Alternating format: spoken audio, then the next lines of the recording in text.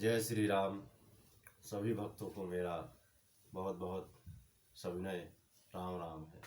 सबका कल्याण हो एवं जगत जगत की कल्याण की स्थिति भगवान की कृपा पात्र भक्तों के लिए मेरा निवेदन है एवं सभी जिज्ञासु जनों के लिए एक रोचक तत्व आज मैं उपस्थित करूंगा। दो प्रश्न बोलो मोबाइल के विषय में। गुरुदेव, आपके मोबाइल के विषय में क्या रुझाव है? प्रश्न तो रोचक है, परंतु मोबाइल एक ऐसा अभियंत्र बन चुका है आज के मॉडर्न टेक्नोलॉजी वेस्टर्न कल्चर के जीवन में। मोबाइल वो दुर्गति है जिसका शब्दों से बखान नहीं किया जा सकता। अभी तक के जीवन में हमारे अपने स्वयं के खोज में ऐसा हमें प्रतीत हुआ है कि मोबाइल एक सामान्य जीवन में जितना इसका सदुपयोग नहीं हो सकता उससे कहीं अत्यधिक दुरुपयोग हो रहा है।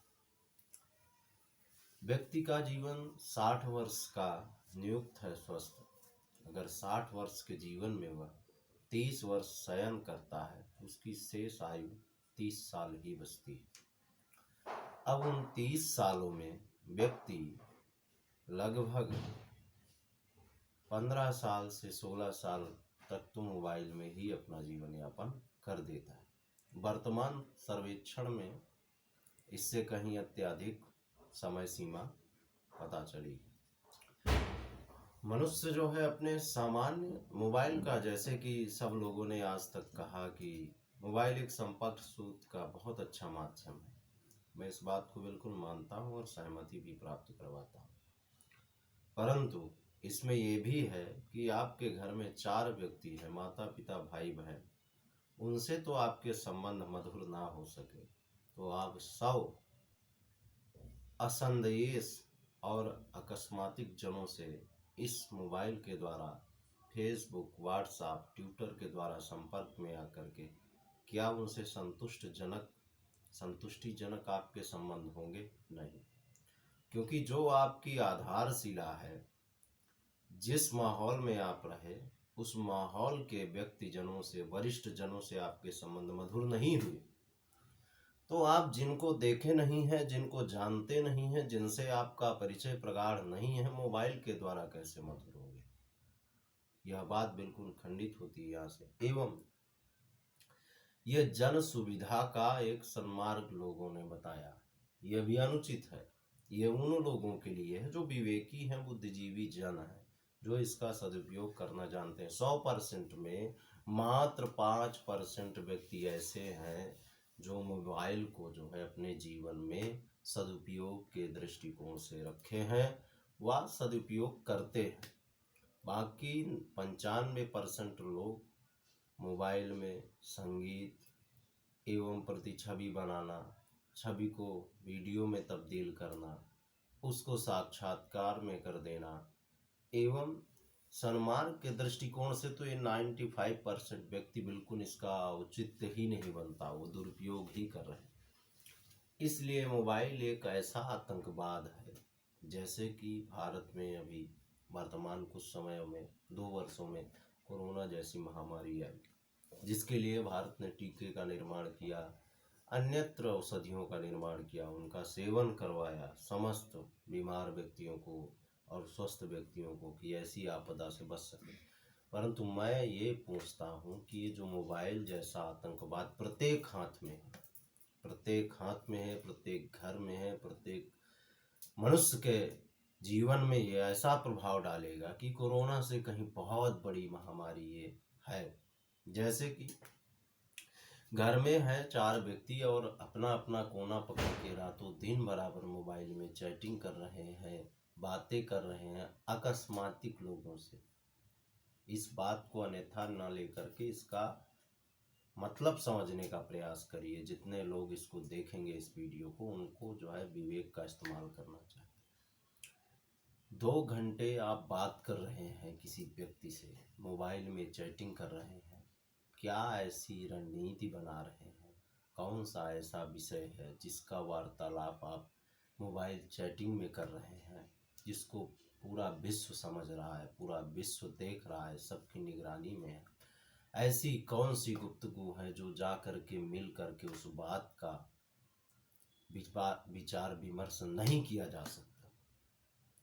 आप मिलना कम कर दिए, मोबाइल में अत्यधिक मिलना पसंद करते हैं, जी के कम कर दिए, परंतु मोबाइल की ऑनलाइन की पद्धति अगर जाने कितने लोग ऑनलाइन थे आप तुरंत बता देंगे प्रातःकाल। और अन्य बताया जाए कि भारत का ऐसा कौन सा अनुच्छेद है जो अभी लॉन्च किया गया है, अभी लिखित हुआ है, अभी राज्यसभा लोकसभा से पारित हुआ, वो बिल्कुल आपको नहीं पता, जो कि आपको भविष्य में आईएएस पीसीएस रैंक के परीक्षा में उत्तीर्ण कर सकता है। नहीं, वो आपको नहीं पता। आपको पता है मोबाइल में फलाने कितने बजे तक ऑनलाइन था और फलाने कितने बजे तक किससे बात किया, ये बात आपको बिल्कुल पता है। और परफेक्ट आप टाइमिंग बताएंगे और उसका साक्षात्कार भी आप करवाएंगे, वह भी प्रूफ के साथ।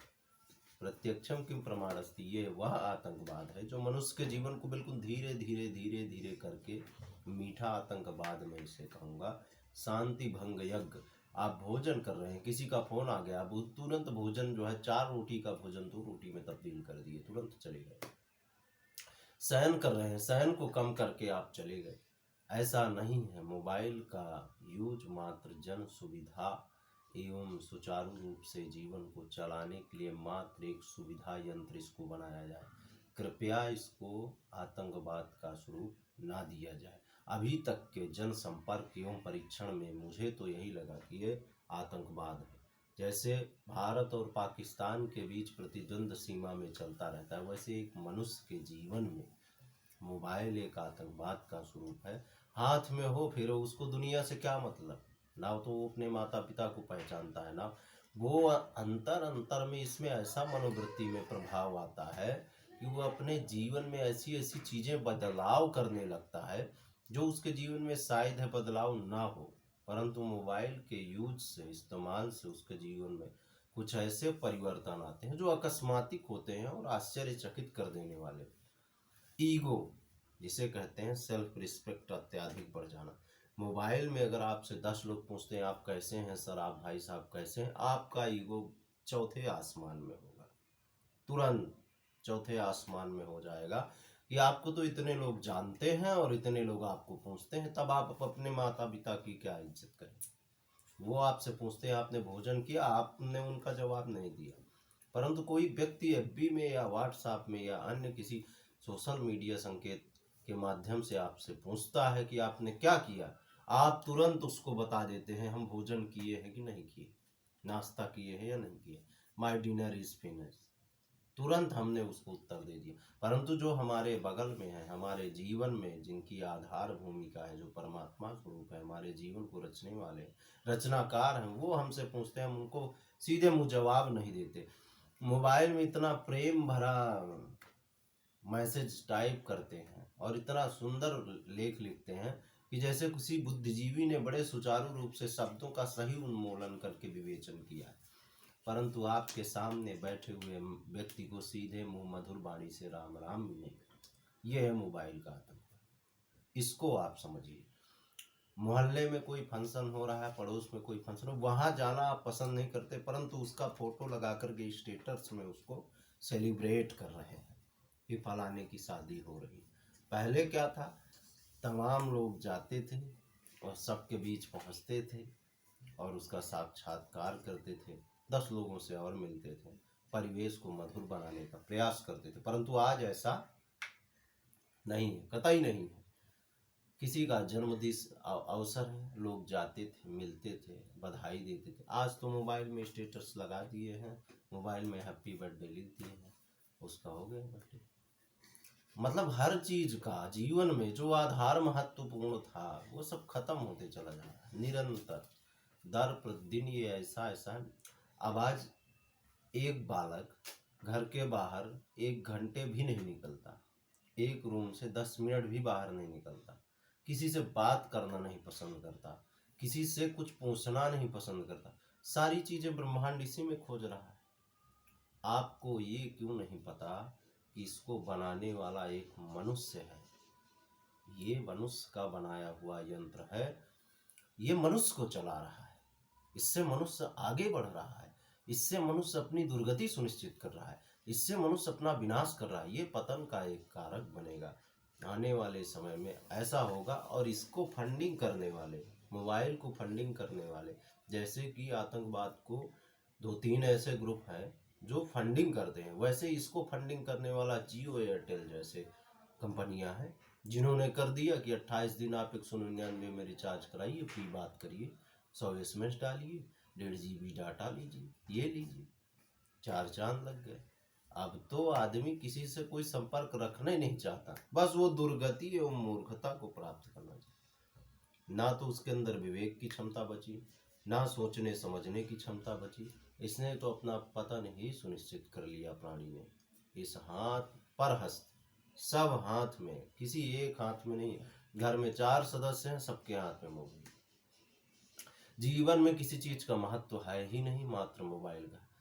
स्नान कर रहे हैं, मोबाइल बज गया, स्नान छोड़ दिए। भोजन कर रहे हैं, मोबाइल बज गया, भोजन छोड़ दिए। अब उस भोजन की अवधि में शास्त्रीय विधान जो हमें कहता है कि बिल्कुल सूक्ष्म और शांत परिवेश में बुद्धिजीवी की तरह भोजन ग्रहण करना चाहिए। स्नान करते हुए समस्त नाखूनों का स्नान होना चाहिए। उसके पश्चात आपके समस्त इंद्रियों को स्वच्छ रखने का प्रयत्न करना चाहिए, निर्मल। वो सब आप भूल गए। फटाफट 4 लोटा पानी डाले, बस हो गया आपका स्नान। क्योंकि मोबाइल में आपकी प्रगाढ़ता है, तुरंत ऑनलाइन आना है, तुरंत एक दूसरे से साक्षात्कार करना। यह एक अभिन्न विश्व व्यापक औषधि है और यह शांति भंग यज्ञ है जीवन में। कृपया इसको, मेरा निवेदन है मोबाइल इस्तेमाल करने वाले व्यक्तियों से, इसको अपनी सुविधा का एक संसाधन बनाएं, ना कि इसका उपयोग आप स्वयं बन जाएं। इस बात को गौर करिए। इसकी उपयोगिता उतना ही रखिए जीवन में जितना कि यह आवश्यक है। अनावश्यक, अनाधिकार चेष्टा पतन और हनन का कारक बनती है। और ये मोबाइल इस समय ऐसी वायु का स्वरूप ले चुका है, यह पतन और विनाश का ही कारक बनेगा। 2 शब्द किसी ने कुछ ऐसे बोल दिया, आप तुरंत युद्ध के लिए पारंगत हो गए। आप उसके सामने होंगे तो युद्ध करने में आपको मर्यादा, शर्म, हया, सम्मान आदि के विचार आएंगे और आप ऐसे प्रतिकार नहीं करेंगे। पर मोबाइल में तुरंत आपने बोल दिया, जो ना बोलना चाहिए था वो आपने बोल दिया। मोबाइल में किसी का कोई सम्मान नहीं, किसी का कोई कुछ नहीं है। ये एक विनाश का कारक है। इसलिए इसको, इसकी एक सीमा निर्धारित कीजिए और जरूरतें जो हैं वो पूरी करिए। इसको, इसके उपयोगी तो आप कतई ना बने, मेरा निवेदन है। और हाथ जोड़ करके निवेदन है, इस विषय में आप जितना जागरूक हो सके उतना कम है, एवं जितना जागरूक कर सकें लोगों को उतना भी कम है। आप अवश्य इस बात को गौर करें और इसमें विचार करें, चिंतन करें, मंथन करें और इस वक्तव्य को समझ करके अपने जीवन का एक सुनिश्चित नियम निर्धारित करें। 24 घंटे मोबाइल, रातों दिन मोबाइल, ये बिल्कुल आपको खत्म कर देगा। आपके जीवन में कुछ नहीं रह जाएगा, ना सुख रह जाएगा, ना समृद्धि रह जाएगी, ना रिश्तों में मधुरता रह जाएगी, न माता पिता की कुशलता का कोई परिचय देगा। मात्र ये मोबाइल ही संसाधन रह जाएगा। मैं ऐसा नहीं कहता कि दुरुपयोगी, पर इसका 5% ही लोग जन सुविधा अच्छा उपयोग कर रहे हैं। 95% तो गाने सुनने में, टिकटॉक चल गया, फिट फाट चल गया, तमाम ऐसे जो है सॉफ्टवेयर चल गए जिनमें लोगों ने अपने जीवन को बिल्कुल खत्म कर दिया। ये एक जो है आतंकवाद का स्वरूप है। मेरा निवेदन है सभी भक्तों से, सभी जानने वाले जिज्ञासुओं से, भाई बहनों, बंधुओं, श्रेष्ठ जनों और बुद्धिजीवी जनों, इसका इस्तेमाल कम से कम करिए और लोगों से ज़्यादा मिलिए, रिश्तों में मधुरता लाइए। अपने जीवन में रिश्तों की उपयोगिता मत खत्म करिए और इसकी उपयोगिता एक सुनिश्चित कीजिए, इसकी उपयोगी न बनिए और इसके अधीन मत होइए। पराधीन सपने सुख नाही, पर के अधीन कोई सुख नहीं है। आप समझते हैं ये ब्रह्मास्त्र है, ये ब्रह्मास्त्र नहीं है, आतंकवाद है। इस बात को बिल्कुल गौर करें और इस पे विचार विमर्श करें। आज के वीडियो में मैं यहीं तक बोलूँगा, फिर आगे अवसर मिलेगा अवश्य। इस विषय में तो मैं विशेष अभियान चलाऊँगा। मोबाइल को एक सुनिश्चित समय निर्धारित करूँगा सामान्य जीवन में। ये बहुत अत्यधिक वृद्ध हों, युवान हों, बुजुर्ग हों, स्त्री हो, महिला हो, सबके जीवन को तहस नहस कर दिया है। इसके लिए मैं अवश्य मोबाइल भंग अभियान चलाऊंगा। उसमें आप लोग सहयोग दें और ज़्यादा से ज़्यादा इसको लाइक करें और शेयर तो इतना करें जितना आपसे हो सके, और सब तक ये वीडियो पहुंचना चाहिए। आज की वाणी को मैं विराम देता हूँ। जय सिया राम।